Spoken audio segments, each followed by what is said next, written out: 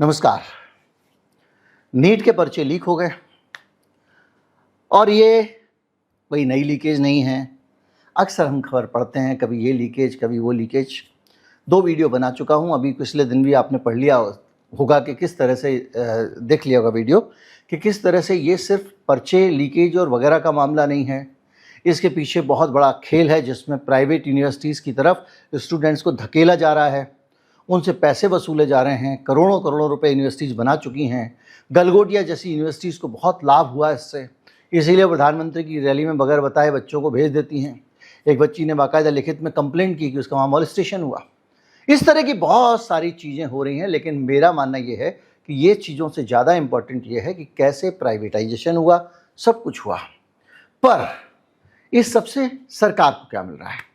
अगर आप उठा के देखें, जब से एनटीए बना है तो मोदी जी को बदनामी के अलावा क्या मिल रहा है? बार बार परीक्षा फेल हो रही हैं।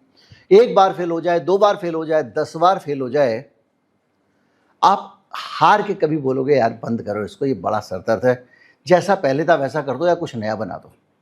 इसके अंदर बदलाव किए गए लेकिन नया नहीं बनाया गया और इसको बंद नहीं किया गया। आज हम ये समझेंगे कि ये सरकार एनटीए को एकदम बंदरिया के मरे हुए बच्चे की तरह कलेजे से लगा के क्यों बैठी है? क्यों इस देश में ये एनटीए थोपा जा रहा है लोगों के ऊपर? ये किसी भी तरह से ठीक नहीं है। इसका हर स्तर पे विरोध हो चुका है। राज्यों को ये पसंद नहीं आया है। इसको लेकर बहुत सारी चीज़ें हैं और आज हम उन्हीं की चीरफाड़ करेंगे और कुछ ऐसी चीज़ें आपको पता चलेंगी जिस पे आपका ध्यान भी नहीं गया होगा और आपकी आंखों के सामने चल रही हैं। इसमें ये बच्चों का दर्द दुख ये तो बहुत बड़ा है, लेकिन पूरा देश का जो भविष्य है उस भविष्य को ही, और इन युवाओं को जो भविष्य में देश चलाने वाले हैं, इनके दिमागों को भी एक खास दिशा में मोड़ देने का खेल है। मैं हूं गिरिजेश वशिष्ठ, आप देख रहे हैं नॉकिंग न्यूज़ का यूट्यूब चैनल।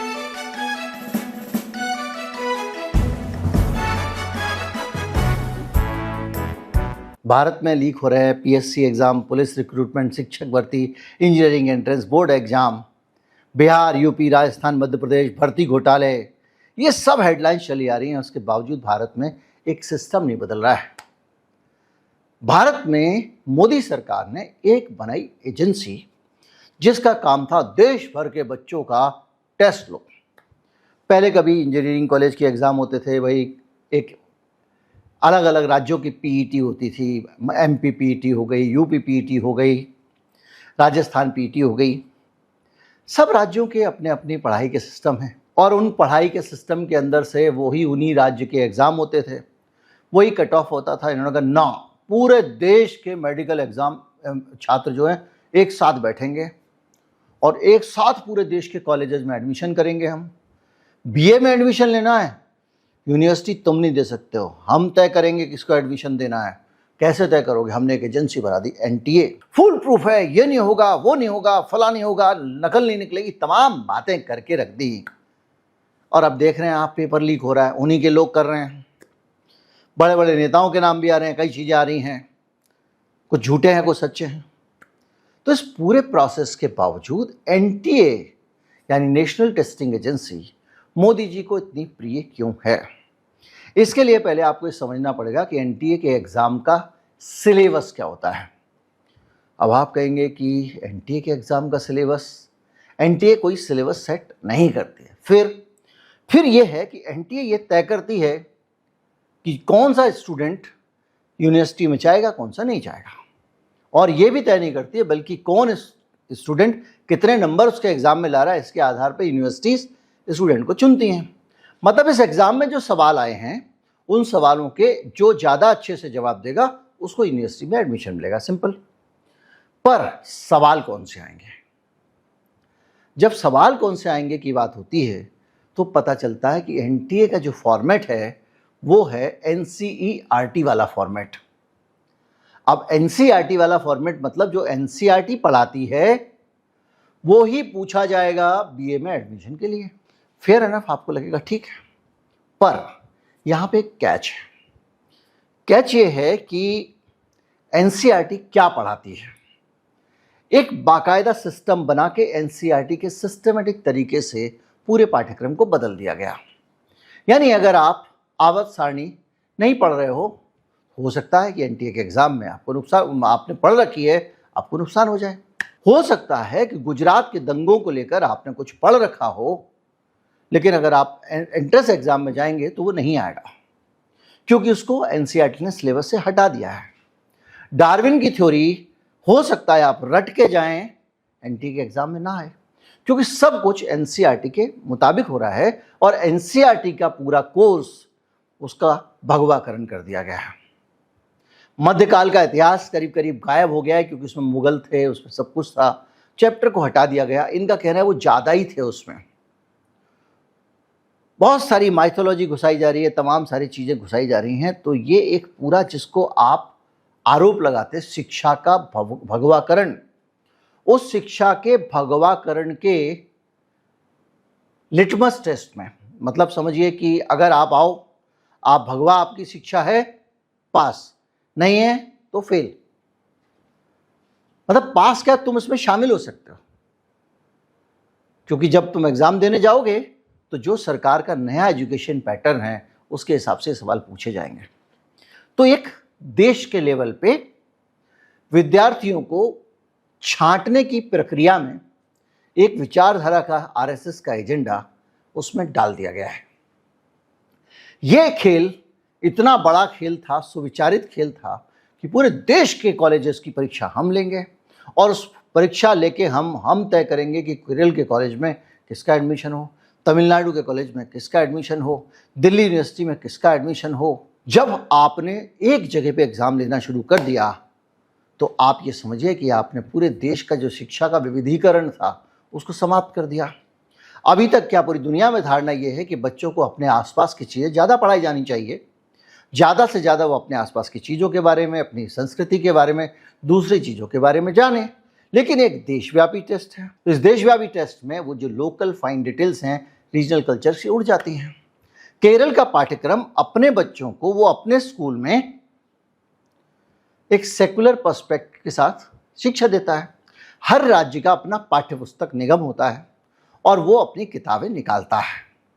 अब जो किताबें अलग अलग राज्य निकाल रहे हैं अपने अपने पर्सपेक्टिव के हिसाब से, उनकी उन निकाली हुई किताबों का कोई मतलब नहीं बचेगा, क्योंकि बाजी मार ले जाएंगे सीबीएसई वाले और बाजी मार ले जाएंगे वो जिन्होंने ये एनसीईआरटी के पैटर्न पे पढ़ाई की है। आप अगर तमिलनाडु की उदाहरण को याद करें तो जब ये एनटीए आया तो तमिलनाडु ने विरोध किया। तमिलनाडु ने कहा कि ये पूरा का पूरा जो फेडरलिज्म है हिंदुस्तान का, उसको खत्म करके एक सेंट्रलाइज सिस्टम बनाया जा रहा है। देश में अलग अलग संस्कृतियां हैं, अलग अलग स्थान है और अलग अलग जगह हैं, अलग अलग राज्य हैं। उन राज्यों का अपना एक तरीका है वहाँ पढ़ाते। भाई केरल वाला अपने चीज़ों को पढ़ा रहा है, तमिलनाडु वाला अपने पढ़ा रहा है। तमिलनाडु में एक सिस्टम था कि उनके यहाँ पे कॉलेज में जब एडमिशन होगा तो उसमें सरकारी स्कूल के बच्चों को प्रायोरिटी दी जाएगी, यानी उनको ज़्यादा नंबर मिलेंगे, क्योंकि वो गरीब बच्चे, उनको अवसर मिलना चाहिए, उनको जीवन में ज़्यादा अवसर नहीं मिल पाया पढ़ने लिखने का, तो हम एग्ज़ाम में दे दें। इसके अलावा और भी बहुत सारी चीज़ें थी उसमें, लेकिन इस एक एनटीए को बना के मोदी जी ने पूरा सिस्टम खत्म कर दिया। आ जाओ हमारे झंडे के पीछे, नमस्ते सदावत्सल्य करोगे तो आगे जाओगे। उस प्रोसेस में जो बाकी स्टेट बोर्ड्स के बच्चे हैं उनको कठिनाई आने वाली है। हालांकि इसको ये जामा पहनाया गया कि हमने तो स्टेट बोर्ड के बच्चों को बेहतर जीवन देने के लिए किया, बराबरी देने के लिए किया। कैसे? बोले जी कोई एक यूनिवर्सिटी, कोई एक बोर्ड ज़्यादा नंबर देता है, कोई कम देता है। जैसे सीबीएसई ज़्यादा बोर्ड नंबर देता है और आपका जो आईसीएसई थोड़ा कम नंबर देता है, बिहार बोर्ड और कम नंबर देता है। इसलिए आ जाओ सब लोग एक साथ एग्जाम दो। अब सीबीएसई ज़्यादा नंबर कैसे देता है? लूज मार्किंग नहीं होती है। सीबीएसई में एक सिस्टम है रैशनलाइजेशन का सिस्टम, यानी आपके मान लीजिए 4 सेट बने पेपर के, एक सेट में भाग देने वाले बच्चों के 70% नंबर आए, दूसरा सेट पेपर बना उसमें बच्चों के 60% नंबर आए, तीसरे वाले में भी 60 आए। तो ये देखेगा कि भाई इस सेट का इजी था इसलिए नंबर ज़्यादा आए, तो बाकी सेट वालों की नंबर बढ़ा के इसके बराबर ला दो, उतने ही % बढ़ा दो। उस चक्कर में बच्चों के ज़्यादा नंबर आ जाते हैं। तो वो एक न्यायपूर्ण व्यवस्था है कि भाई 4 सेट होंगे एग्जाम के, ये तुमने तय किया ना, उसमें एक कठिन एक सरल निकला, तो ये बच्चों की गलती तो नहीं है। तो जिस बच्चे का कठिन सेट था उसको थोड़े नंबर ज़्यादा दे दिए जाते हैं ताकि सरल सेट वाले के बराबर नंबर आ जाएं। तो ये जो सिस्टम था ये तो तुमने यहाँ पे भी जारी कर दिया एनटीए में। एनटीए में भी यही है कि आपके अगर अलग अलग सेट है एग्जाम के, एक सेट में बच्चों के ज़्यादा नंबर आ रहे हैं तो दूसरे वाले के भी उसी अनुपात में बढ़ा दिए जाते हैं। ये अंदर की बातें जो आपको नॉर्मली नहीं कोई पता होती है। तो अगर आपने वो नंबर बढ़ा दिए, उसके आधार पर जो बच्चे चुन के आ गए, तो ये पूरा सिचुएशन, इस पर भी विवाद हुआ था। तो बहुत सारी चीज़ें ऐसी हैं जो बताती हैं कि किस तरह से एक ऐसी व्यवस्था बनाई गई जिसमें एक मुट्ठी में पूरे देश के सिस्टम को करने की कोशिश की गई। उस सिस्टम को जब एक मुट्ठी में किया गया तो वो सिस्टम बहुत बड़ा बन गया। होने को तो चीन में भी नेशनल परीक्षा होती है, इससे बड़ी होती है, लेकिन चीन एक फेडरल स्ट्रक्चर नहीं है, एक संघीय गणराज्य नहीं है, वो यूनाइटेड स्टेट्स नहीं है, वो एक देश है। भारत एक देश नहीं है, भारत राज्यों का एक संघ है। तो भारत में अलग अलग राज्यों की कला, संस्कृति, भाषा, उन सब चीजों को मिला के एक देश बन रहा है। तो जो चीन का सिस्टम है उसमें यह भी फायदा है कि वो स्कूल के लेवल से ही पूरी व्यवस्था वैसी बनी हुई है, तो एक नेशनल अगर होती भी है तो उसका एग्जाम हो जाता है। भाई एक बात बताइए, एनटीए के जो यूनिवर्सिटी एग्जाम के लिए एडमिशन लेने के लिए आपको बच्चे को अलग से सेंटर पर बुला के एग्जाम लेने की जरूरत क्या है? आप स्कूलों के अंदर एग्जाम क्यों नहीं ले सकते हो? सेंटर बना दो पास में। अगर 12वीं का एग्जाम हो सकता है तो उसी तरह एनटीए का क्यों नहीं हो सकता है? तो खैर ये पूरी की पूरी व्यवस्था बना के जो अब जानकारी आ रही है उसके हिसाब से ये पूरा सिस्टम, पूरा एक इकोसिस्टम बनाया गया जो एक खास विचारधारा का था। और उस इकोसिस्टम के कारण ही जब वो इतना बड़ा बनाया, अब इसको बहुत जगह होता है, देखिए साउथ कोरिया में भी होता है इस तरह का एग्जाम, लेकिन कहीं पे भी ये अफरा तफरी इसलिए नहीं है क्योंकि इतना बड़ा ठीकरा नहीं फोड़ा गया है। करोड़ों बच्चे वहां पे भी होते हैं, अमेरिका में भी होता है, लेकिन वहां पे यूनिवर्सिटीज की अपनी से है, वो यूनिवर्सिटीज तय करती हैं, या यूनिवर्सिटीज के हाथ से सब छीन लिया गया। जेएनयू है वो एक खास तरह की थॉट प्रोसेस की यूनिवर्सिटी थी। वो अपने आप को विद्यालय नहीं मानते थे, पाठशाला नहीं मानते थे, वो सचमुच विश्वविद्यालय मानते थे जहां बहस बुआई से दूसरी चीजों के अंदर से ज्ञान का सृजन होता था।